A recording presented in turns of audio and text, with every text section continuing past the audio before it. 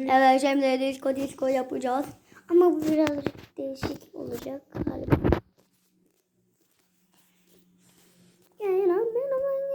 Oğlum nereden?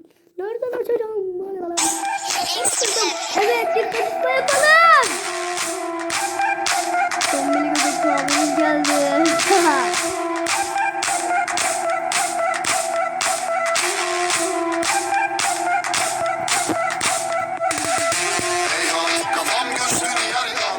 Fortnite'dan yok mu? Haydi bakayım şu da yerde sürünme. Sürün.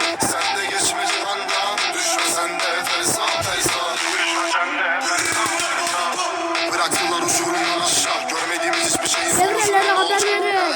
Beden değil gönlünü sur alacak. Su verdiğim o güllerin bir gecede solacak.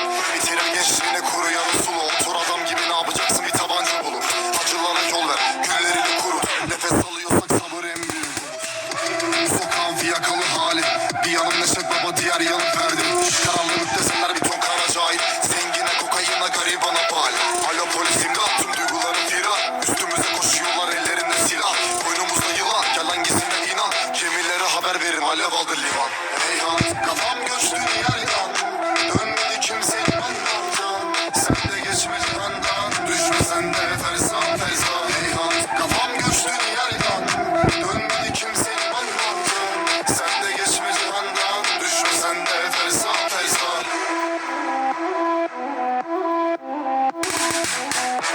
Fortnite. Kapattı sanma sözünü de deri bir kelam etmiyor anla. Gözümdeki damla yaş oldu zamanla. Bitecek hayatın tek bir kararla. Zaten çok eskidi, gideceğiz mezara. Yaz oraya gelip hemen gözlerini kapama. Kapattığım bütün kapılar önünü açacak. Bildiğin dostum bir gün arkadan vuracak.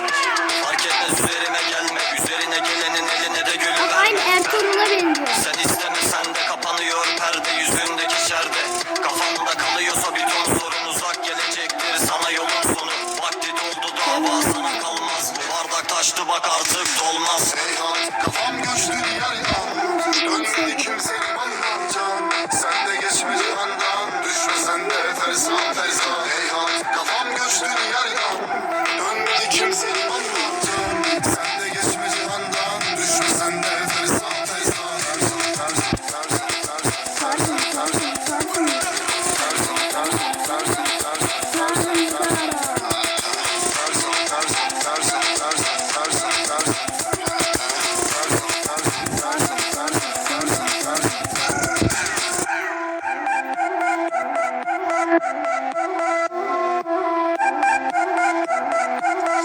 X